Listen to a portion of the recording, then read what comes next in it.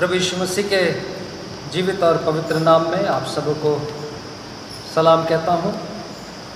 आज इस परमेश्वर के इस पवित्र दिन में हम सब परमेश्वर की उपस्थिति में निश्चित रूप से एक साथ इकट्ठे हैं और आइए हम सब अपने मनों को तैयार करें, अपने हृदय को परमेश्वर के आगे नम्र और दीन करें और परमेश्वर से प्रार्थना करें ताकि परमेश्वर की सहायता आज की आराधना में परमेश्वर के अनुग्रह से हम सबों को प्राप्त हो सके। आइए हम सब अपने सिरों को झुकाएं, अपने आँखों को बंद करें, अपने आप को नम्र करें। हृदय को तेरे सामने लाकर रखते हैं हम, हृदय को तेरे सामने लाकर रखते हैं हम, वंदना करते हैं हम, वंदना करते हैं हम, वंदना करते हैं हम, वंदना करते हैं। जीवित परमेश्वर, हम प्रभु यीशु मसीह के नाम से आपके पवित्र चरणों के नज़दीक में उपस्थित हैं। हम आपका हृदय से धन्यवाद करते हैं परमेश्वर, क्योंकि आप सच्चे और जीवित परमेश्वर हैं। आपका अनुग्रह हमारे जीवन में हुआ है, हम मिटने गए, केवल आपकी महाकरुणा का फल है। परमेश्वर प्रभु, फिर से एक बार आपने अवसर दिया कि प्रभु हम आपकी उपस्थिति में, आपकी संगति में, आपकी आराधना के लिए परमेश्वर आपके पवित्र चरणों के नज़दीक में आ सके। हम आपके बड़े नाम की स्तुति करते हैं और इस समय परमेश्वर हम सब प्रभु जी अपने अपने जीवनों का समर्पण करते हैं। परमेश्वर, जाने अनजाने किए हुए तमाम पाप और अपराध के लिए प्रभु हम आपसे पश्चाताप करते हैं, क्षमा मांगते हैं प्रभु जी, और आपसे विनती करते हैं परमेश्वर आपका अनुग्रह हमारे जीवन में होने पाए। प्रभु जी, आज की सुबह हम सबों को प्रभु यीशु मसीह आपके लहू में प्रभु जी धो दे परमेश्वर और नया बना दे प्रभु जी, ताकि बड़ी पवित्रता के साथ, आत्मा और सच्चाई के साथ हम आपकी आराधना, आपकी महिमा, आपकी प्रशंसा करने पाए। प्यारे परमेश्वर, उस निमित्त पवित्र आत्मा परमेश्वर हम आपको आमंत्रित करते हैं, आप हमारे बीच में उपस्थित होकर आप हमारी अगुवाई करें, आप हमारी सहायता करें और हम सबों को बड़ी आशीष मिले। प्रभु यीशु मसीह के नाम से मांगते हैं, आमीन। परमेश्वर का धन्यवाद हो कि हम परमेश्वर की उसकी आराधना के लिए हम इकट्ठे हैं। परमेश्वर का वचन कहता है, धन्यवाद के साथ उसके आंगनों में प्रवेश करो और उसका धन्यवाद करो। सो आइए हम जय जयकार के साथ, धन्यवाद के साथ उस परमेश्वर की आराधना करें, उसकी महिमा करें। और हम सब निकाल लेंगे गीत का नंबर 318, हो जय जयकार करें। ये गीत जो है हम सब जानते हैं और उसी के बाद हम एक और गीत गाएंगे, सेनाओं का यहोवा हमारे संग संग है, और हम परमेश्वर की आराधना करेंगे। गीत का नंबर 318, हो जय जयकार, और उसके पश्चात सेनाओं का यहोवा। ओ जय जयकार, जय जयकार करें, ओ जय जयकार, जय जयकार करें। वो है हमारा राजा, राजा, दुख संकट से बचाता बचाता, हम पर अपनी करुणा करता और करता उपकार। क्यों ना उस पर तन मन वार दे अपना अधिकार। ओ जय जयकार, जय जयकार करें, ओ जय जयकार, जय जयकार करें। स्वर्ग है उसका सिंहासन, सिंहासन, पृथ्वी बनी है आसन, आसन। आकाश उसकी महिमा बताए, हस्त कला को दिखाए। सारी पृथ्वी उसकी रचना, उसका ही प्रताप। हो जय जयकार, जय जयकार करें, हो जय जयकार, जय जयकार करें। का भरोसा भरोसा, वो तो कभी न डिगेगा डिगेगा। चाहे बीमारी चाहे गरीबी चाहे हो आकाश, सब संकट से सब कष्टों से हो जाएगा पार। ओ जय जयकार जय जयकार करें, ओ जय जयकार जय जयकार करें। सेनाओं का यहोवा हमारे संग संग है, याकूब का परमेश्वर हमारा ऊंचा गढ़ है। सेनाओं का यहोवा हमारे संग संग है, याकूब का परमेश्वर हमारा ऊंचा गढ़ है। जिसने आकाश बनाया, जिसने पृथ्वी बनाई, ओ जिसने आकाश बनाया, जिसने पृथ्वी बनाई, जो सर्वशक्तिमान प्रभु है, वो यहोवा हमारे संग संग है। जो सर्वशक्तिमान प्रभु है, वो यहोवा हमारे संग संग है। ओ सेनाओं का यहोवा हमारे संग संग है, याकूब का परमेश्वर हमारा ऊंचा गढ़ है। सेनाओं का यहोवा हमारे संग संग है, याकूब का परमेश्वर हमारा ऊंचा गढ़ है। लाजर को जिसने जिलाया, जक्कई को जिसने बचाया, ओ लाजर को जिसने जिलाया, जक्कई को जिसने बचाया, है जिसके लिए सब कुछ संभव, वो यहोवा हमारे संग संग है जिसके लिए सब कुछ संभव, वो यहोवा हमारे संग संग है। ओ सेनाओं का यहोवा हमारे संग संग है, याकूब का परमेश्वर हमारा ऊंचा गढ़ है। सेनाओं का यहोवा हमारे संग संग है, याकूब का परमेश्वर हमारा ऊंचा गढ़ है। समुंदर को जिसने दो भागा, जंगल में से मार को निकाला, ओ समुंदर को जिसने दो भागा, जंगल में से मार को निकाला, जो वायदे को करता है पूरा, वो यहोवा हमारे संग संग है। जो वायदे को करता है पूरा, वो यहोवा हमारे संग संग है। ओ सेनाओं का यहोवा हमारे संग संग है, याकूब का परमेश्वर हमारा ऊंचा गढ़ है। सेनाओं का यहोवा हमारे संग संग है, याकूब का परमेश्वर हमारा ऊंचा गढ़ है। धन्यवाद परमेश्वर, प्रभु आपके बड़े नाम की स्तुति हो, महिमा हो। आइए हम सब परमेश्वर के वचन में से निकाल लेंगे यूहन्ना रचित सुसमाचार उसका 15वां अध्याय। यूहन्ना रचित सुसमाचार उसका 15वां अध्याय हम निकालेंगे और उसके पहले वचन से 17वें वचन तक एक साथ मिलकर पढ़ेंगे। परमेश्वर के वचन में से यूहन्ना रचित सुसमाचार उसका 15वां अध्याय पहले वचन से 17वें वचन तक हम एक साथ मिलकर पढ़ेंगे और उसके पश्चात हम विश्वास वचन और प्रभु की प्रार्थना में शामिल होंगे।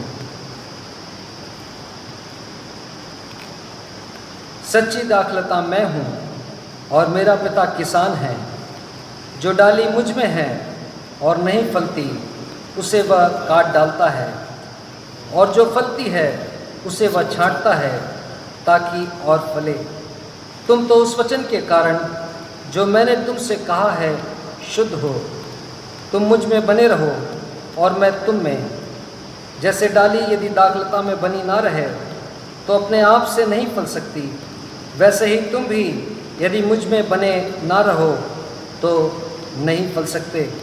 मैं दाखलता हूँ, तुम डालियाँ हो।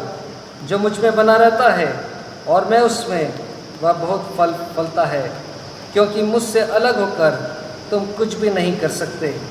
यदि कोई मुझ में बना ना रहे तो वह डाली के समान फेंक दिया जाता और सूख जाता है, और लोग उन्हें बटोर कर आग में झोंक देते हैं और वे जल जाती हैं। यदि तुम मुझ में बने रहो और मेरा वचन तुम में बना रहे तो जो चाहो मांगो और वह तुम्हारे लिए हो जाएगा। मेरे पिता की महिमा इसी से होती है कि तुम बहुत सा फल लाओ, तभी तुम मेरे चेले ठहरोगे। जैसा पिता ने मुझसे प्रेम रखा वैसे ही मैंने तुमसे प्रेम रखा। मेरे प्रेम में बने रहो। यदि तुम मेरी आज्ञाओं को मानोगे तो मेरे प्रेम में बने रहोगे, जैसा कि मैंने अपने पिता की आज्ञाओं को माना है और उसके प्रेम में बना रहता हूँ। मैंने ये बातें तुमसे इसलिए कही हैं कि मेरा आनंद तुम में बना रहे और तुम्हारा आनंद पूरा हो जाए।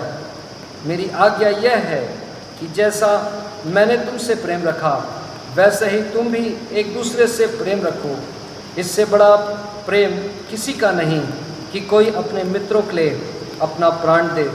जो आज्ञा मैं तुम्हें देता हूँ, यदि उसे मानो तो तुम मेरे मित्र हो। अब से मैं तुम्हें दास ना कहूँगा, क्योंकि दास नहीं जानता कि उसका स्वामी क्या करता है, परंतु मैंने तुम्हें मित्र कहा है, क्योंकि मैंने जो बातें अपने पिता से सुनी वे सब तुम्हें बता दी। तुमने मुझे नहीं चुना, परंतु मैंने तुम्हें चुना है और तुम्हें नियुक्त किया कि तुम जाकर फल लाओ और तुम्हारा फल बना रहे, कि तुम मेरे नाम से जो कुछ पिता से मांगो वह तुम्हें दे। इन बातों की आज्ञा मैं तुम्हें इसलिए देता हूँ कि तुम एक दूसरे से प्रेम रखो। परमेश्वर इस पढ़े हुए वचन पर आशीष दे। आइए हम सब अपने स्थानों पर खड़े हो जाएंगे और विश्वास वचन बोलकर अपने विश्वास का अंगीकार करेंगे, अपने विश्वास को दृढ़ाएंगे। उसके पश्चात हम प्रभु की प्रार्थना में शामिल होंगे। मैं विश्वास करता हूँ परमेश्वर पिता पर, जो स्वर्ग और पृथ्वी का सर्वशक्तिमान सृजनहार है, और उसके इकलौते पुत्र अपने प्रभु यीशु ख्रीस्त पर, जो पवित्र आत्मा से गर्भ में आया, कुंवारी मरियम से उत्पन्न हुआ, पिलातुस पिलातुस की आज्ञा से दुख उठाया, क्रूस पर चढ़ाया गया, मर गया और गाड़ा गया, पाताल में उतरा, तीसरे दिन मृतकों में से जी उठा, स्वर्ग पर चढ़ गया और परमेश्वर सर्वशक्तिमान पिता के दाहिने हाथ जा बैठा है, जहाँ से वह जीवतों और मृतकों का न्याय करने को फिर आवेगा। मैं विश्वास करता हूँ पवित्र आत्मा पर, एक ही पवित्र क्रिश्चियानी कलीसिया, पवित्रों की संगति, पापों की क्षमा, दे के जी उठने और अनंत जीवन पर। आमीन। हे हमारे पिता, तू जो स्वर्ग में है, तेरा नाम पवित्र माना जाए, तेरा राज्य आए, तेरी इच्छा जैसे स्वर्ग में पूरी होती है वैसे इस पृथ्वी पर भी पूरी हो। हमारे दिन भर की रोटी आज हमें दे, और जैसे हमने अपने अपराधियों को क्षमा किया है वैसे ही हमारे अपराधों को क्षमा कर, और हमें परीक्षा में ना ला बल्कि बुराई से बचा, क्योंकि राज्य, पराक्रम और महिमा सदा तेरी हैं। आमीन। कृपया हम अपना स्थान ग्रहण करें। ये समय है कि हम परमेश्वर के सामने अपने प्रार्थना निवेदनों को रखें, परमेश्वर से प्रार्थना करें, परमेश्वर से सहायता को मांगें। जबकि इन दिनों में बहुत कठिन परिस्थितियाँ पूरे संसार भर में फैली हुई है, लेकिन फिर भी परमेश्वर अनुग्रहकारी और दयालु है। और परमेश्वर का वचन कहता है कि यदि मेरी प्रजा के लोग दीन होकर यदि मुझसे प्रार्थना करेंगे, यदि अपने अधर्म से फिर जाएंगे, अपनी बुराइयों से फिर जाएंगे और परमेश्वर से प्रार्थना करेंगे, तो निश्चित रूप से वो परमेश्वर स्वर्ग से सुनकर सारी बातों का उत्तर देने में और सारी बातों में उपाय निकालने में सामर्थ्य है। सो आइए हम अपने प्रार्थना निवेदनों को परमेश्वर के समक्ष रखें। और जो लोग बीमार हैं, यदि आप बीमारी की दशा में हैं या किसी प्रकार की समस्या में हैं, आप अपने प्रार्थना निवेदन को आप अवश्य हम तक जरूर पहुंचाएं, ताकि हम उन विषयों के लिए प्रार्थना कर सकें। सो ये प्रार्थना का समय होगा। अपने आँखों को बंद करें, परमेश्वर के आगे अपने आप को नम्र करें। हा हा हा हालेलुया हा हा हा हालेलुया हा हा हा हालेलुया हा हा हा हालेलुया हा हा हा हालेलुया हा हा हा हालेलुया हा हा हा हालेलुया आमीन। जीवित परमेश्वर प्रभु यीशु मसीह के नाम से आपके पवित्र चरणों के नज़दीक में उपस्थित हैं। हम आपकी महिमा करते हैं परमेश्वर, हम आपकी तारीफ करते हैं क्योंकि आप सच्चे और जीवित परमेश्वर हैं प्रभु। और प्रभु हम आपका हृदय से धन्यवाद करते हैं कि प्रभु आपने हमारे जीवन में अनुग्रह किया, हमारे जीवनों को परमेश्वर इस पृथ्वी के ऊपर बचा कर रखा। जबकि प्रभु जी सारा संसार ऐसे कठिन और समस्याओं के बीच में घिरा हुआ है, लेकिन फिर भी प्रभु आपका अनुग्रह हमारे जीवन में हुआ है परमेश्वर। हम आपकी तारीफ करते हैं, हम आपकी महिमा करते हैं, हम आपकी स्तुति और प्रशंसा करते हैं, हम आपके नाम की जय जयकार करते हैं परमेश्वर। और इस समय प्रभु हम सब अपने सिरों को आपके समक्ष झुकाते हैं, अपने किए हुए तमाम गलतियों और पापों के लिए हम पश्चाताप करते हैं और प्रभु अपने आप को प्रभु जी समर्पण करते हैं परमेश्वर। आपके पवित्र चरणों के नज़दीक में प्रभु जी हम अपने जीवनों को लेकर आते हैं। पिता परमेश्वर आपका अनुग्रह हम चाहते हैं परमेश्वर। प्रभु आप दया करें और परमेश्वर अपनी कलीसिया अपनी प्रजा के ऊपर परमेश्वर अपने मुख का प्रकाश चमकाएं परमेश्वर। और आपका अनुग्रह प्रभु जी आपकी कलीसिया आपकी प्रजा पर परमेश्वर सदा और सर्वदा बना रहे। विशेष रूप से प्रभु जी इन दिनों में हम प्रार्थना करते हैं परमेश्वर प्रभु जी आपकी कलीसिया के एक एक लोगों को परमेश्वर हम प्रभु आपके पवित्र चरणों के अधीन होकर प्रभु यीशु मसीह आपके लहू में प्रभु हम ढापते खुदावंद परमेश्वर। कोई भी प्रभु शत्रु का निशाना, कोई भी प्रभु शैतान की युक्तियां प्रभु जी आपकी कलीसिया के ऊपर आपके लोगों के जीवन में प्रबल होने ना पाए। यीशु मसीह आपके सामर्थी लहू का बाड़ा परमेश्वर प्रभु हम आपसे मांगते परमेश्वर आपकी कलीसिया आपके झुंड आपके लोगों के जीवनों में प्रभु सदा बनी रहे परमेश्वर। और विशेष रूप से हमारी आपसे विनती और प्रार्थना है परमेश्वर, जबकि प्रभु जी इन दिनों में प्रभु जी सारा संकट प्रभु जी पूरे संसार में भर में प्रभु समाया हुआ है। और प्यारे परमेश्वर प्रभु जी हम इस बात को देख रहे हैं कि प्रभु जी नाना प्रकार के संकट और समस्याएं लोगों के जीवनों में हैं। ना केवल प्रभु जी ये कोरोना वायरस का प्रॉब्लम, लेकिन इसके कारण प्रभु ऐसे बहुत सारी समस्याएं और संकट प्रभु जी वो पूरे संसार में प्रभु जी आया हुआ है। प्यारे परमेश्वर प्रभु जी पिछले दिनों में इस बात को भी हम देख रहे परमेश्वर कि प्रभु बड़ी टिड्डियों का आक्रमण परमेश्वर आपके वचन के अनुसार हो गया है परमेश्वर। और प्रभु जी वो बातें जो परमेश्वर आपके वचन में लिखी हुई है, वो बातें जो परमेश्वर आपने प्रभु जी अपने चेलों को पहले ही इस बात को प्रभु बता दिया था कि अंत के दिनों में क्या क्या वो इन दिनों में होने वाला है। और वो सारी बातें परमेश्वर हम प्रभु होते हुए देख रहे हैं। पिता परमेश्वर प्रभु आपसे प्रार्थना करते हैं, आपका अनुग्रह हम आपसे चाहते हैं परमेश्वर। जबकि संकट प्रभु बड़ा गहरा है, लेकिन फिर भी प्रभु आप सामर्थ्य और प्रभु छुड़ाने वाले जीवित परमेश्वर है। हमारी विनती है परमेश्वर यीशु मसीह आपके सामर्थ्य नाम में प्रभु जी वो प्रभु जी हम तमाम प्रभु जी इन तमाम संकटों को, हम तमाम प्रभु जी शैतान के हर एक कार्यों को परमेश्वर हम यीशु मसीह के नाम से आपके लोगों के जीवनों से हम कैंसिल करते हैं परमेश्वर। और यीशु मसीह आपका अनुग्रह हम चाहते हैं परमेश्वर। प्रभु आपसे विनती करते हैं परमेश्वर, प्रभु आप दया करिए परमेश्वर। और यीशु मसीह आपका सामर्थी नाम परमेश्वर जो सब नामों में सर्वश्रेष्ठ नाम है प्रभु जी, वो परमेश्वर संसार में छुटकारे का कारण बने परमेश्वर। और हमारी आपसे विनती है परमेश्वर ये सारे संसार के लोग आपकी सच्चाई को पहचान सके परमेश्वर। और प्रभु जी आपके चरणों के नजदीक में अपने जीवनों का समर्पण कर सके। जबकि प्रभु जी सारे संसार के लोगों की, बड़े बड़े प्रभु जी अधिकारियों और प्रभु मंत्रियों और बड़े बड़े प्रभु जी लोगों की नजरें परमेश्वर आपकी ओर प्रभु जी लगी हुई है। और परमेश्वर यहोवा वो प्रभु जी वो लोग परमेश्वर ताक रहे हैं कि उनको सहायता कहाँ से मिलेगी। परमेश्वर हम जानते हैं कि हमारी सहायता यहोवा की ओर से मिलती है जो आकाश और पृथ्वी का करता है। परमेश्वर हमारी विनती है परमेश्वर, प्रभु आप दया करके परमेश्वर हमारे देश को चंगा करें परमेश्वर। हमारे प्रदेश के लिए प्रभु हमारी प्रार्थना है परमेश्वर। यीशु मसीह के नाम से प्रभु हमारा प्रदेश चंगा होने पाए परमेश्वर। हर एक को कोरोना वायरस के पॉजिटिव यीशु मसीह आपके सामर्थ्य लहू के द्वारा परमेश्वर प्रभु जी वो पूरी रीति से परमेश्वर प्रभु जी सामान्य हो जाए परमेश्वर, और पूरी रीति से परमेश्वर उनका छुटकारा होने पाए। प्यारे परमेश्वर, हम ना केवल प्रभु हमारे देश के लिए, लेकिन परमेश्वर हम प्रार्थना करते हैं पूरे विश्व और संसार के लिए प्रभु जी। वो परमेश्वर सारा संसार आपका बनाया हुआ है, सारी पृथ्वी आपकी रची हुई रचना है परमेश्वर। हम प्रार्थना करते हैं यीशु मसीह के नाम से प्रभु सारा संसार इस महामारी से आजाद हो जाए यीशु मसीह के नाम से। आपने प्रभु जी अपने प्रभु कलीसिया को यह अधिकार दिया है कि जो कुछ तू इस पृथ्वी के ऊपर बांधेगा वो स्वर्ग में तक बंध सकता है। प्रभु यीशु मसीह के नाम से परमेश्वर वो तमाम प्रभु जी विरोध की आत्माओं को, तमाम प्रभु जी इस वायरस के वो दुष्ट आत्माओं को, इस मरी की दुष्ट आत्माओं को, वो परमेश्वर शैतान के प्रभु जी तमाम कार्यों को हम यीशु मसीह आपके सामर्थ्य नाम में होकर बांध देते परमेश्वर। और प्रभु जी आपके अनुग्रह से परमेश्वर वो आपके वचन के अनुसार आपकी इस प्रजा को परमेश्वर, आपके संसार को, सृष्टि को परमेश्वर हम आजाद करते हैं परमेश्वर। आपका वचन कहता है सृष्टि आशा बड़ी दृष्टि से परमेश्वर के पुत्रों के प्रकट होने की बात जो रही है। हम यीशु मसीह के नाम से परमेश्वर प्रभु जी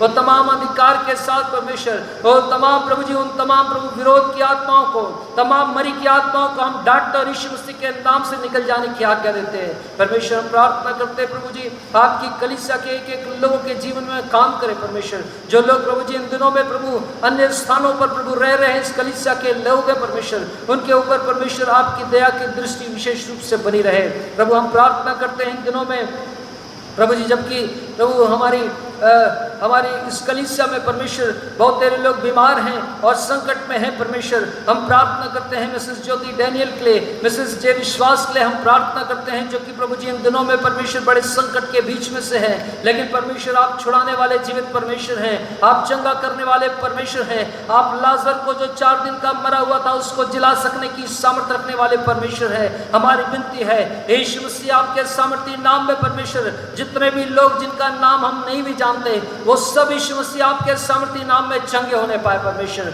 हम आपका धन्यवाद देते हैं परमेश्वर, आपने अपने लोगों की रक्षा की और प्रभु जी उनको छुड़ाया और बचाया। हम आपका धन्यवाद देते हैं विशेष रूप से प्रभु हमारे भाई आपके दास डीकन विपुल विक्टर के लिए हम आपका धन्यवाद देते हैं, जबकि प्रभु जी प्रभु आपने परमेश्वर बीते दिनों में प्रभु एक बड़े संकट के बीच में से होकर उनको बचाया और प्यारे परमेश्वर उन पर अनुग्रह किया परमेश्वर। हम आपकी महिमा और स्तुति करते हैं। जो कुछ भी शरीर की समस्याएं हैं वो यीशु मसीह आपके सामर्थ्य नाम में दूर होने पाए परमेश्वर, और आपके अनुग्रह से वो पूरी रीति से चंगे होकर आपके उत्तम सेवा को कर सकें प्यारे परमेश्वर। और भी जितने लोग हैं परमेश्वर हम प्रार्थना करते हैं इस समय आपकी कलीसिया में से जितने लोग परमेश्वर इस समय प्रार्थना कर रहे हैं, अपने मुंह को खोले और परमेश्वर से प्रार्थना करें। जो भी आपकी समस्याएं हैं, आवश्यकताएं हैं परमेश्वर से कहे, और निश्चित रूप से परमेश्वर आज हमारी प्रार्थनाओं को सुनने जा रहा है। अपने आप को तैयार करें और परमेश्वर से कहे प्रभु मेरे जीवन की अपनी समस्याओं को बताएं, और परमेश्वर से कहे प्रभु इस समस्याओं से मुझे आज़ाद करें। प्रभु इस समय हम प्रार्थना करते हैं जितने भी लोग प्रभु जी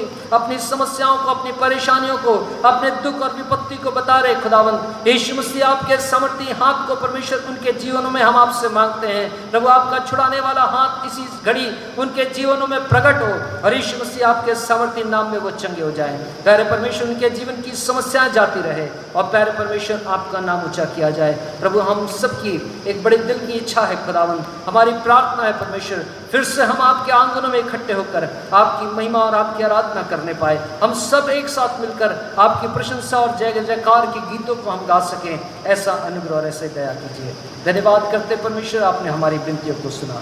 सारा आदर, सारी महिमा, प्रशंसा और बड़ाई आपके नाम को देते हैं। उद्धारकर्ता प्रभु यीशु मसीह के नाम से हम सब एक मन होकर इस विनती को मांगते हैं, आमीन। वचन को प्रभु के दास डीकन विपुल विक्टर के द्वारा सुनेंगे।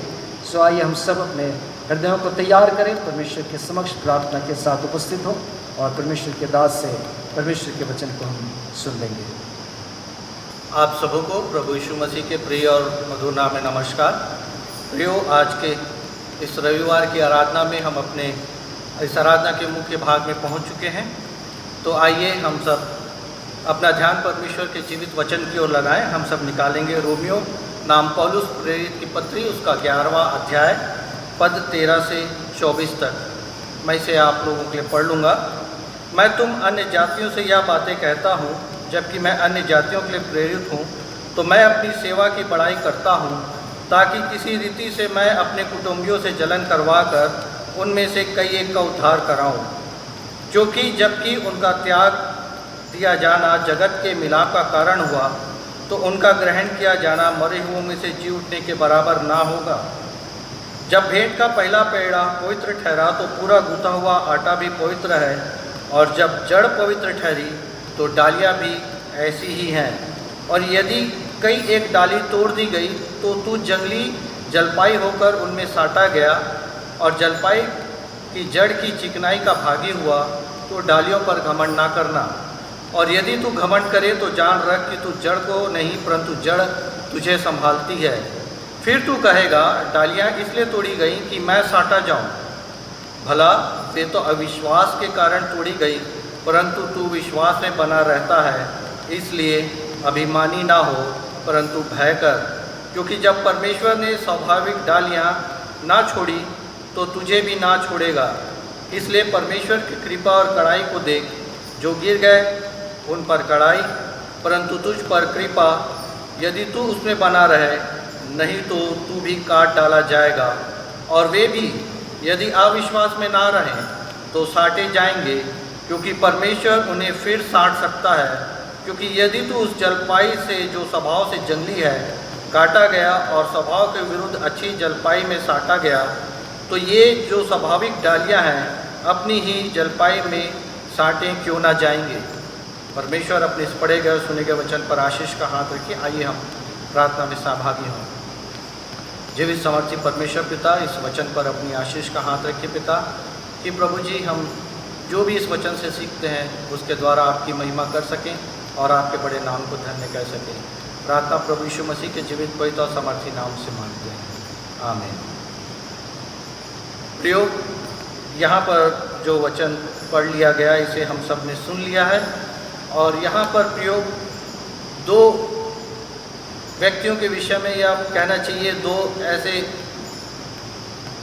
वर्ग के विषय में बताया गया है। एक वो है जो स्वाभाविक रूप से डालियाँ हैं, और एक वो है जो जंगली जलपाई हैं, जो कि उस जीवन के सोते के साथ साटी गई हैं।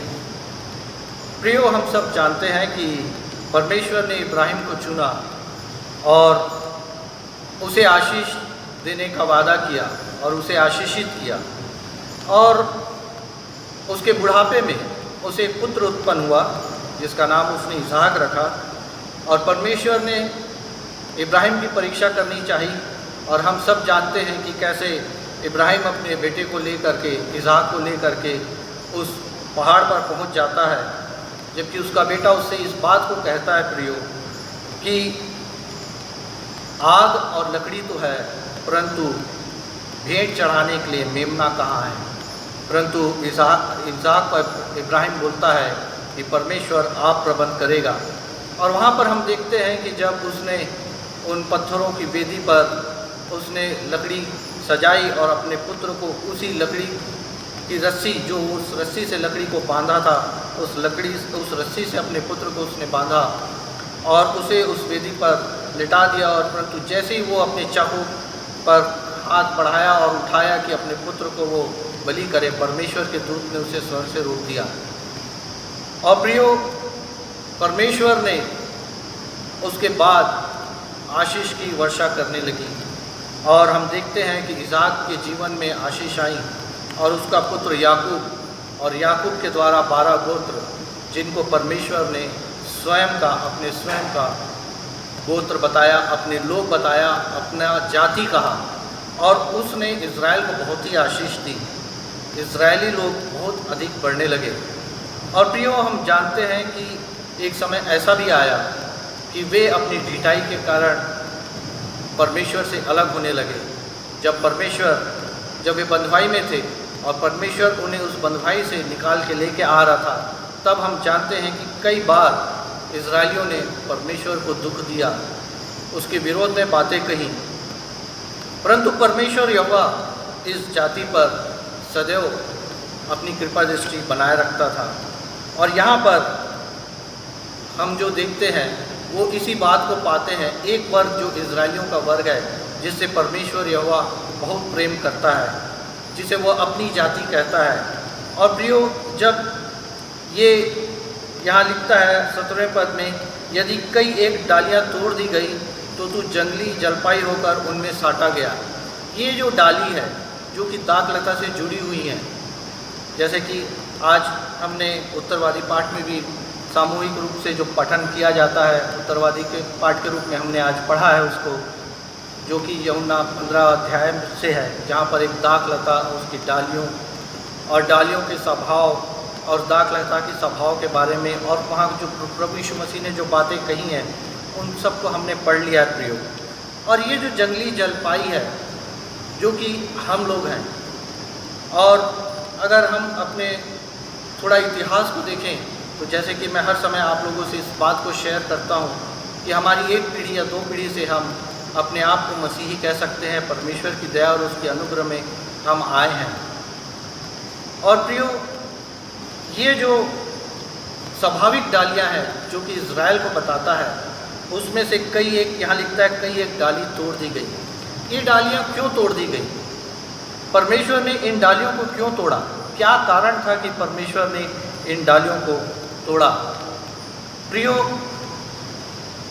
ये बात ये है प्रियो कि ये जो डालियाँ थीं ये घमंड करने लगी और अविश्वास में पड़ गई। इन डालियों को इजरायली लोग जो थे वो अविश्वास में पड़ने लगे। आप इस बात को भली भांति जानते हैं कि कैसे उन्होंने जंगल में अपने लिए हारून से कहा कि हमारे लिए एक देवता बना, और उन्होंने एक बछड़ा ढालकर बना लिया और उसे दंडवत करने लगे।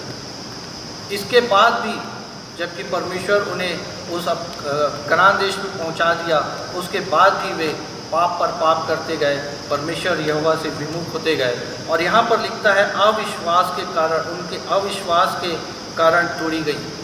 उनका अविश्वास प्रियो हम जब देखते हैं तो अगर हम यिर्मयाह नबी की पुस्तक देखें उसके 2 अध्याय में, तो वहाँ पर परमेश्वर उनसे कहता है कि तुम अपने घमंड के कारण तुम घमंड करते हो। वो इजरायलियों से कहता है कि तुम घमंड करते हो। अगर 5वें पद को देखें, 2 अध्याय के 5वें पद को, यहोवा यूँ कहता है, तुम्हारे पुरखों ने मुझ में कौन सी ऐसी कुटिलता पाई कि मुझसे हट गया और निकम्मी वस्तु के पीछे होकर स्वयं निकम्मे हो गए। उन्होंने इतना भी ना कहा कि हमें मिस्र देश से निकाल ले आया हुआ यहोवा कहाँ है। और इसके आगे हम देखते हैं कि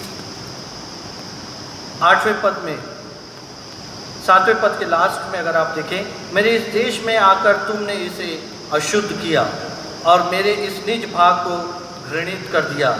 याजकों ने भी नहीं पूछा कि यहोवा कहाँ है। जो व्यवस्था सिखाते थे वे भी मुझको ना जानते थे। चरवाहों ने भी मुझसे बलवा किया। भविष्यवक्ताओं ने बाल देवताओं के नाम से भविष्यवाणी की और निष्फल बातों के पीछे चले।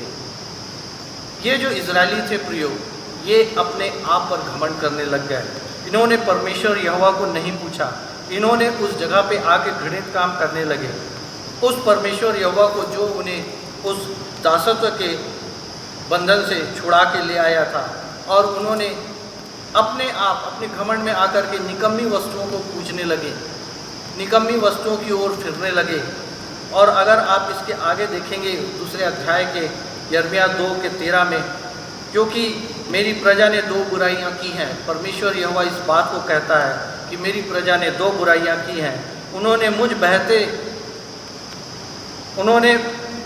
बहते हुए जल के सोते को त्याग दिया और उन्होंने हौद बना लिए, वरन ऐसे हौद जो टूट गए और जिनमें जल नहीं रह सकता।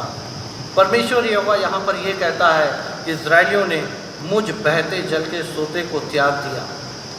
उन्होंने अपने घमंड में आकर के परमेश्वर यहोवा को त्याग दिया और अपने लिए एक ऐसे हौद बना लिए। हम सब जानते हैं कि बहता हुआ जो पानी होता है, जो स्ट्रीम होती है, लाइव स्ट्रीम जो होती है प्रियो, वो मीठे जल को बताती है। मीठा उसका जल जो होता है मीठा होता है और शुद्ध होता है। लेकिन यहाँ लिखता है और उन्होंने हौद बना लिए, वरन ऐसे हौद जो टूट गए। उन्होंने अपने घमंड में आकर अपने आप को एक सीमित दायरे में कर लिया और परमेश्वर यहोवा के विरुद्ध हो गए। और यहाँ पर इस बात को और भी कहता है, अविश्वास के कारण वे अविश्वासी होते गए।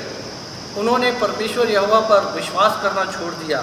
यदि हम तीसरे अध्याय के अगर हम देखें तो वहाँ पर हम पाते हैं 6 से 10 में, यिर्मयाह 6 के 10 में वहाँ पर लिखता है, उसने भटकने वाले इस्राएल ने क्या किया, उसने सब ऊंचे पहाड़ों पर और सब हरे पेड़ों के तले जाकर व्यभिचार किया। तब मैंने सोचा कि ये सब काम वह कर चुके, तब मेरी ओर फिरेगी, परंतु वह ना फिरी और उसकी विश्वासघाती बहन यहूदा ने यह देखा।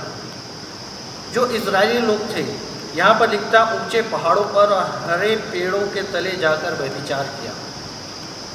हम जानते हैं कि इजरायली लोगों ने प्रयोग अपने लिए काठ और पत्थर के देवता बना लिए थे। उन्होंने बाल देवताओं की पूजा करनी शुरू कर दी थी, उनकी उपासना करनी वे शुरू कर दी थी।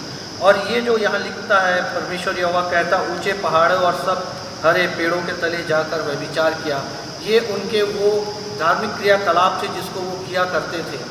और इससे परमेश्वर यहोवा बहुत ही घृणा करता था। हम इस सब बात को जानते हैं। 9वें पद को अगर आप देखें, उसने पत्थर और काठ के साथ भी व्यभिचार किया। कहने का मतलब कि लकड़ी और पत्थर के जो वे प्रतिमा बनाए हुए थे, उनके साथ वे इतना घुल मिल गए कि उन्होंने इस परमेश्वर यहोवा जो कि बहते जल का सोता था, उसको उन्होंने त्याग दिया। और चूँकि उन्होंने परमेश्वर यहोवा को त्याग दिया, यहाँ पर पौलुस इस बात को बड़ी दृढ़ता के साथ कहता है कि यदि कई एक डालियाँ तोड़ दी गई तो तू जंगली जलपाई होकर उसमें साटा गया। कहने का मतलब ये प्रियो कि हम पर जो अनुग्रह हुआ प्रभु यीशु मसीह के द्वारा, जब प्रभु यीशु मसीह इस संसार में आए, तब हम जानते हैं कि अगर आप उस घटना को स्मरण करेंगे कि वो अन्य जाति स्त्री जिसकी बेटी को एक अशुद्ध आत्मा परेशान कर रहा था, जकड़े हुए था, जब वो प्रभु यीशु मसीह के पीछे जाते हुए चिल्लाते हुए जा रही थी, तो उसने यही कहा, हे यीशु मेरी बेटी को बचा। प्रभु यीशु मसीह ने उनसे कहा, मैं इज़राइल की खोई हुई भेड़ों को छोड़ और किसी के पास नहीं भेजा गया। परंतु इन सब बातों के बाद भी उस स्त्री के विश्वास को देख करके प्रभु यीशु मसीह ने उसकी बेटी को चंगाई दी। हालांकि उसकी बेटी घर में थी, प्रभु यीशु मसीह ने वहाँ से सिर्फ कह दिया और उसकी बेटी के शरीर से वो अशुद्ध आत्मा निकल गई। परंतु प्रियो, इस बात को हम जानते हैं कि उसी अनुग्रह के कारण, परमेश्वर पिता के उस अनुग्रह के कारण और प्रभु यीशु मसीह के प्रेम के कारण आज मैं और आप परमेश्वर पिता को जान सकते हैं, उसकी संतान कहला सकते हैं। हम जो जंगली जलपाई हैं, उस जड़ के साथ हम साटे जा रहे हैं, हम साटे गए हैं और उसमें से चिकनाई पाकर हम उस चिकनाई के भागी हुए हैं प्रियो। तो प्रियो, यहाँ पर जो बात मुझको और आपको समझने की है वो ये है, सबसे पहली बात जो कि 18वें पद में पाया जाता है, रोमियो 11:18वें पद में, कि हमें घमंड नहीं करना है। हमें किसी प्रकार का भी घमंड नहीं करना है। मनुष्य जाति होते हुए भी प्रियो, हम कई बातों में घमंड कर जाते हैं। हम कई बार अपनी सुंदरता के लिए घमंड करते हैं, हम कई बार अपने पावर का घमंड करते हैं, कई बार अपनी ताकत का घमंड करते हैं, हम कई बार अपने पैसों का घमंड करते हैं। परंतु यहाँ पर साफ तौर पर पौलुस कहता है, तो डालियों पर घमंड ना करना, हमें अपने पर घमंड नहीं करना है प्रियो। यदि हम यूहन्ना रचित सुसमाचार उसका 15वां अध्याय उसका 5वां पद पढ़ें तो वहाँ पर ये प्रभु यीशु मसीह ये कहते हैं, मैं दाख रहता हूँ, तुम डालियाँ हो, जो मुझ में बना रहता है और मैं उसमें वह बहुत फलता है, क्योंकि तुम मुझसे अलग होकर तुम कुछ भी नहीं कर सकते, क्योंकि मुझसे अलग होकर तुम कुछ भी नहीं कर सकते। जब हम उस जड़ के साथ और उस दाखलता में साटे गए हैं जंगली जलपाई होकर के प्रियो, तो हमें घमंड नहीं करना है, क्योंकि यहाँ पर लिखता है कि अगर हम उसमें बने रहेंगे और वो हम में बना रहेगा, मतलब प्रभु यीशु मसीह में हम बने रहेंगे जो कि एक दाखलता है, और वो हमें बना रहेगा, तो हम बहुत फल फलेंगे।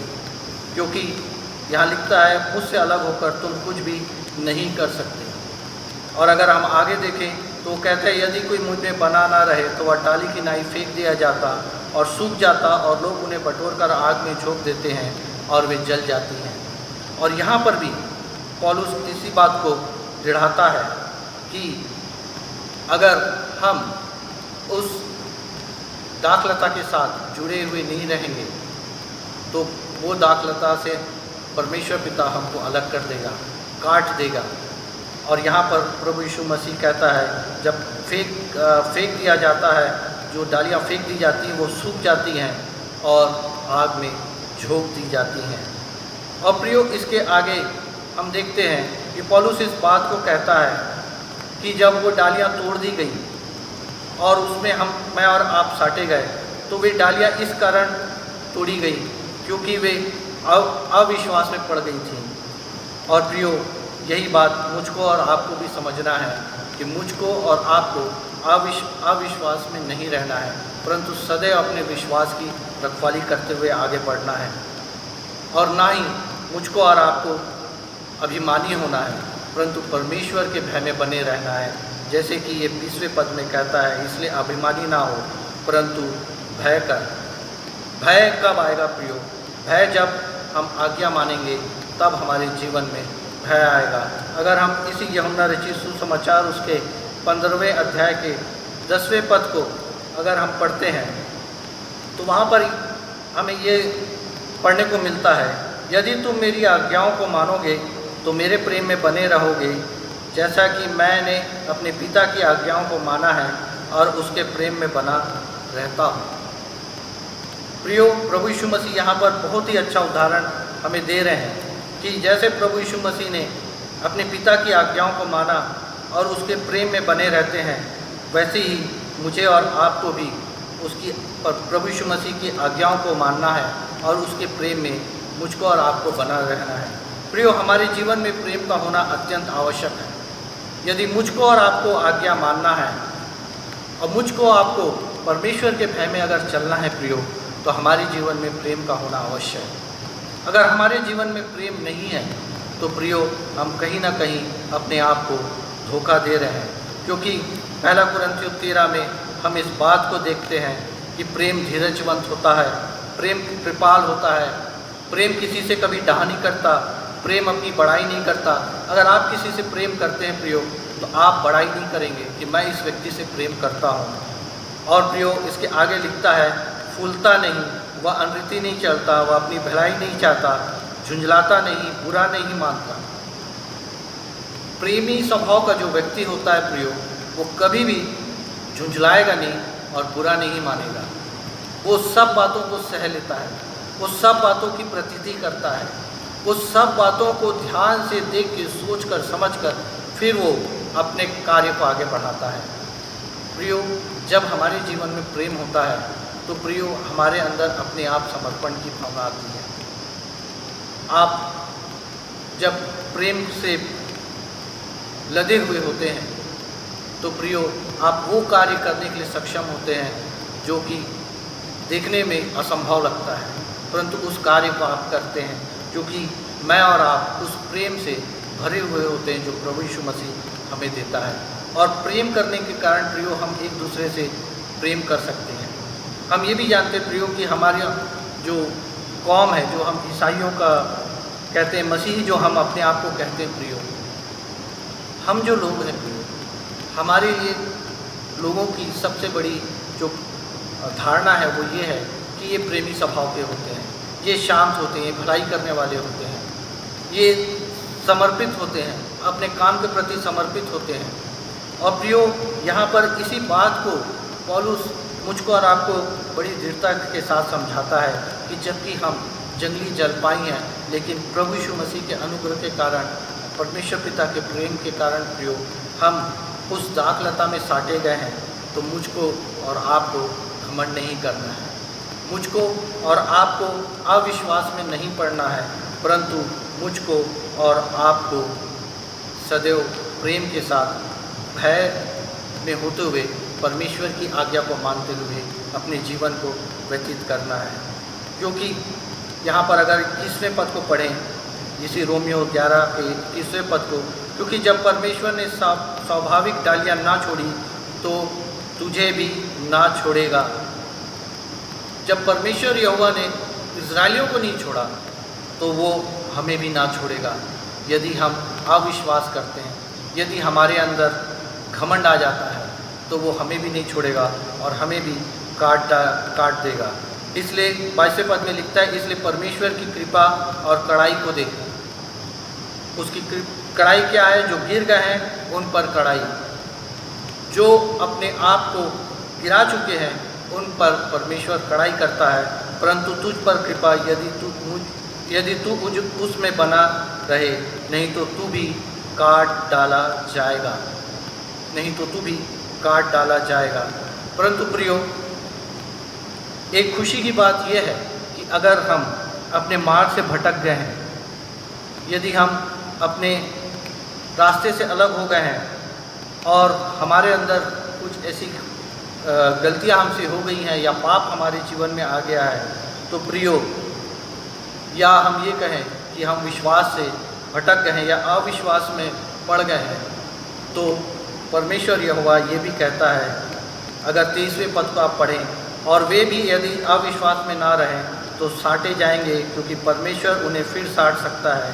क्योंकि यदि तू उस जलपाई से जो स्वभाव से जंगली काटा गया और स्वभाव के विरुद्ध अच्छी जलपाई में साटा गया, तो ये जो स्वाभाविक डालियां हैं अपने ही जलपाई में साटे क्यों ना जाएंगे। जबकि वे इजरायली जो अविश्वास में पड़े हुए हैं, अगर वे अविश्वास से हट जाएं तो परमेश्वर उन्हें फिर से साट सकता है। और ये बात हमारे लिए भी है प्रियो, कि हम भी अगर अविश्वास में पड़ गए हैं या हमारे जीवन में घमंड आ गया है या हम अपने प्रेम के स्वभाव को छोड़ चुके हैं, तो हम परमेश्वर की ओर फिरें, अविश्वास से हम विश्वासी बने, अविश्वासी से विश्वासी बने और परमेश्वर की ओर फिरें, तो वो हमें पुनः साट सकता है। यदि इसी यिर्मयाह नबी के 3 अध्याय के 12वें पद को अगर हम पढ़ें, तो वहाँ पर परमेश्वर यहोवा कहता है, ध्यान से सुनेंगे, हे भटकने वाले इस्राएल, लौट आ, मैं तुझ पर क्रोध की दृष्टि ना करूँगा, क्योंकि यहोवा की यह वाणी है, मैं करुणामय हूँ, मैं सर्वदा क्रोध ना रखे रहूँगा। केवल अपना यह अधर्म मान ले कि तू अपने परमेश्वर यहोवा से फिर गई। बहुत ही सिंपल और सादे तरीके से परमेश्वर यहोवा ने इस बात को कहा है,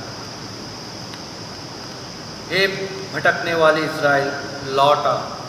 लौट आने की बात कहता है और अपने करुणामय स्वभाव को यहाँ परमेश्वर प्रदर्शित करता है। और वो कहता है, मैं सर्वदा क्रोध ना रखे रहूँगा। केवल ये हो कि मैं और आप अपने अधर्म को मान लें, ये मान लें कि हम अपने परमेश्वर यहोवा से, अपने प्रभु यीशु मसीह से फिर गए हैं, तो वो पुनः हमें उस जलपाई में, जो अच्छी जलपाई है, उसमें पुनः हमें साट देगा। मैं विश्वास करता हूँ प्रियो, इस समय में, जबकि प्रियो हमें ऐसे समय में अपने जीवन को प्रार्थना में और बहुत गंभीरता के साथ व्यतीत करना है।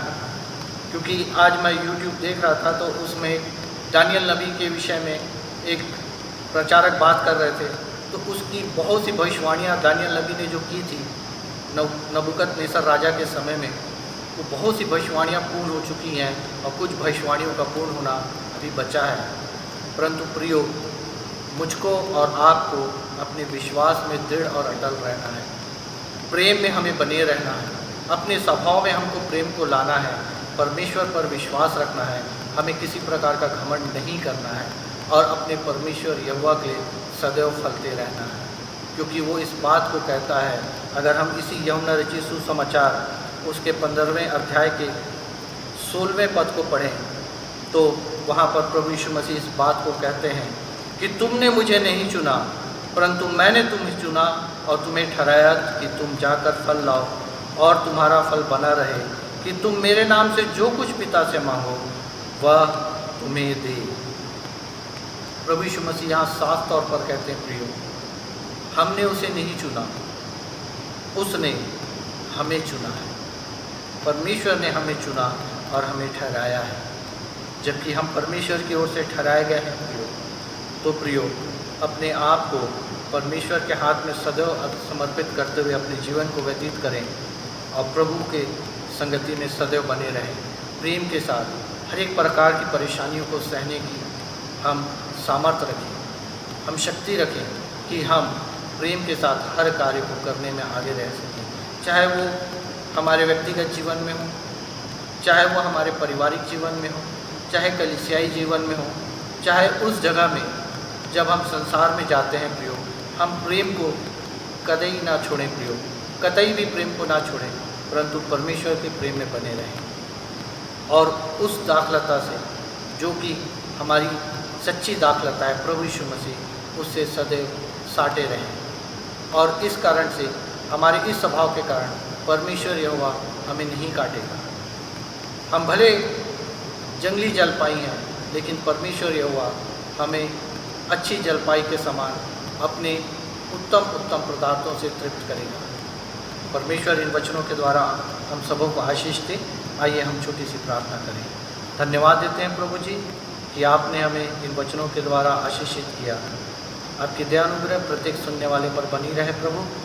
और प्रभु जी कलीसिया के लिए विनती करते हैं तमाम लोगों पर आपकी आशीष का हाथ होने पाए। और प्रभु जी ऐसे समय में हर कोई आपकी ओर से आशीषित रहे। सबों की ज़रूरतों को दया करके पूर्ण कीजिए।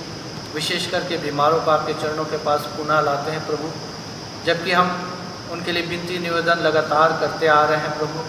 और प्रभु जी हम पुनः उन्हें आपके सामर्थ्य हाथ में सौंपते हैं कि आपकी आशीष, आपकी दया, आपकी अनुग्रह उन पर बनी रहे, कि वे प्रभु आपकी संगति में आगे बढ़ते जाएं और प्रभु जी आपके अनुसार अपने जीवन को व्यतीत करते हुए आगे बढ़ सके। सारी बातों के लिए हृदय से धन्यवाद देते हुए प्रार्थना प्रभु यीशु मसीह के जीवित पवित्र और समर्थी नाम से, आमीन।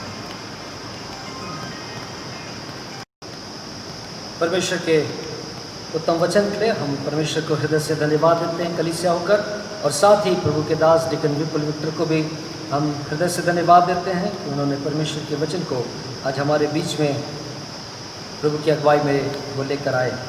ये समय होगा कि हम अपनी भेंट को देकर परमेश्वर का आदर करें। परमेश्वर का वचन कहता है कि कोई भी खाली हाथ अपना मुंह मुझे ना दिखाए।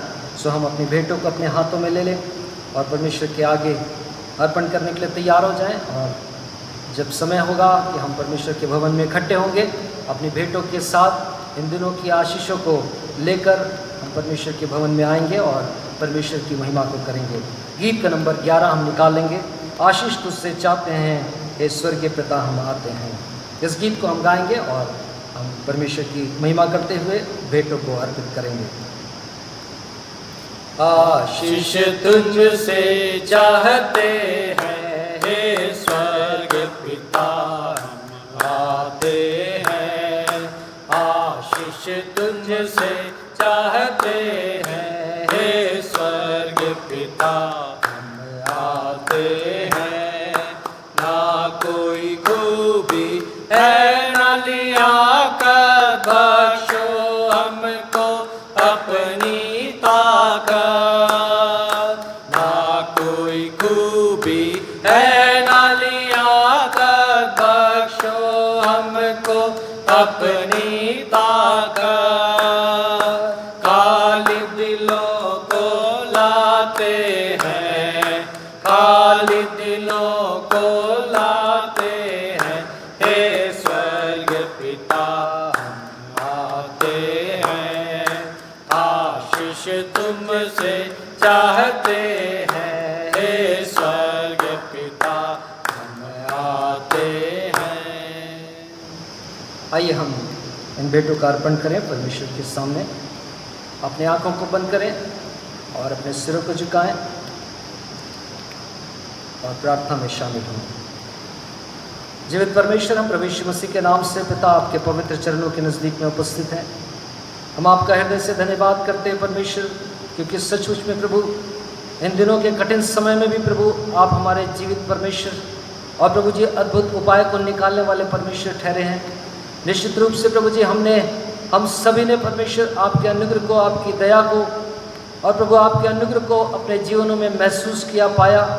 और प्यारे परमेश्वर देवा, अपने हृदय के प्रभु बड़े धन्यवादी मन के साथ परमेश्वर हम आपके पवित्र चरणों के नज़दीक में आते हैं। खुदावंत, हम प्रभु इन भेंटों के लिए परमेश्वर विशेष रूप से प्रार्थना करते हैं जिन लोगों ने परमेश्वर अपनी भेंटों को देकर परमेश्वर प्रभु आपका आदर किया, खुदावंत परमेश्वर आपसे विनती है, प्रार्थना है, उनको बड़ी आशीष मिले। प्रभु यीशु मसीह आपका सामर्थी लहू का बाड़ा उनके घर, उनके परिवार के चारों ओर सदा बना रहे। प्यारे परमेश्वर, उनके जीवनों में प्रभु आपकी बड़ी दया और आशीष प्रभु सदा और सर्वदा ठहरी रहे। प्यारे परमेश्वर, हम प्रार्थना करते हैं उन लोगों के लिए परमेश्वर जिन्होंने प्रभु आपकी आज्ञा का पालन किया, अपने दसवांश की भेंट के साथ परमेश्वर प्रभु जी आपका आदर किया, उनको भी प्रभु बड़ी आशीष मिले और प्रभु आपका अनुग्रह उनके जीवन में, आपका वचन उनके जीवन में पूरा होने पाए। प्यारे परमेश्वर, हम प्रार्थना करते हैं प्रभु पिछले दिनों में परमेश्वर जिन लोगों का प्रभु जी जन्म दिवस था, और प्यारे परमेश्वर प्रभु जी उन्होंने प्रभु उन रातों को, उन दिनों को स्मरण किया और परमेश्वर प्रभु आपको धन्यवाद का बलिदान चढ़ाया। परमेश्वर, हमारी प्रार्थना है यीशु मसीह आपका अनुग्रह उन सबों के जीवन में होने पाए। परमेश्वर, आपकी बड़ी दया के द्वारा परमेश्वर, ओ प्रभु जी, ओ परमेश्वर, जिस प्रकार आपने प्रभु इस बीते वर्ष में प्रभु आपने उनको संभाला, प्रभु जी इस आने वाले नए वर्ष में भी प्रभु आप उनको संभालिए और आशीष दीजिए। परमेश्वर, आपका अनुग्रह उनके जीवनों में सदा और सर्वदा बना रहे। जिन परिवारों ने परमेश्वर अपने विवाह की वर्षगांठ को स्मरण किया और प्यारे परमेश्वर अपने धन्यवाद के बलिदान के साथ उपस्थित हुए, खुदावंत उन सबों के जीवन में भी प्रभु हम आपकी बड़ी दया और आशीष को मांगते हैं। परमेश्वर, आपका अनुग्रह उनके साथ में बना रहे परमेश्वर, और प्रभु जी आपके अनुग्रह से प्रभु जी उनका परिवार और भी प्रभु आपके नजदीकी में, निकटता में, आपके प्रेम में बना रहे और आगे बढ़ता चला जाए। प्यारे परमेश्वर, इस निमित्त प्रभु हम प्रार्थना करते हैं प्रभु आपकी कलीसिया को प्रभु आपके अनुग्रह से बड़ी आशीष मिले, और प्रभु जी हर एक के खत्ते यीशु मसीह के नाम से वो प्रभु जी सदा भरे और पूरे रहे। हर एक के रसकुंडों से नया दाखमधु उमड़ता रहे परमेश्वर, और आपका अनुग्रह प्रभु जी हर एक जन प्रभु प्राप्त करे, और प्यारे परमेश्वर प्रभु आपके बड़े नाम की महिमा करने पाए। सारा आदर हम आपको देते परमेश्वर। इन भेंटों को प्रभु आपके राज्य में परमेश्वर प्रभु हम प्रभु जी अर्पण करते प्रभु। इन सबसे पहले परमेश्वर हमारा जीवन आपके निकट में ग्रहण के योग्य ठहरे, और प्यारे परमेश्वर है वह ये बेटे भी आपके राज्य में प्रभु सुखदायक सुगंध ठहरे। सारा आदर आपको देते हैं, उद्धारकर्ता प्रभु यीशु मसीह के नाम से इस विनती को मांगते हैं, आमीन। आशीष ग्रहण करेंगे। परमेश्वर तुझे आशीष दे और तेरी रक्षा करे। परमेश्वर तुम पर अपने मुख का प्रकाश चमकाए और तुम पर अनुग्रह करे। परमेश्वर अपना मुख तुम्हारी ओर करे और तुम्हें शांति दे। और अब हमारे परमेश्वर पिता का प्रेम, प्रभु यीशु मसीह का अनुग्रह, पवित्र आत्मा की संगति और सहभागिता हमें से हर एक के साथ, इस संसार के तमाम विश्वासियों के साथ अब से लेकर सदा तक बनी रहे, आमीन। पवित्र आत्मा पिता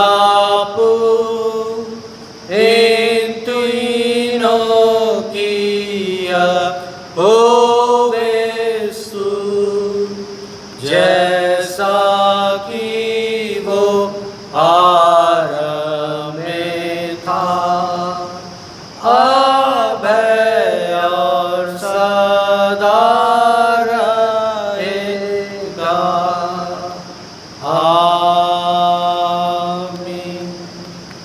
आप सबको जय मसीह की। प्रभु सबको बड़ी आशीष दे।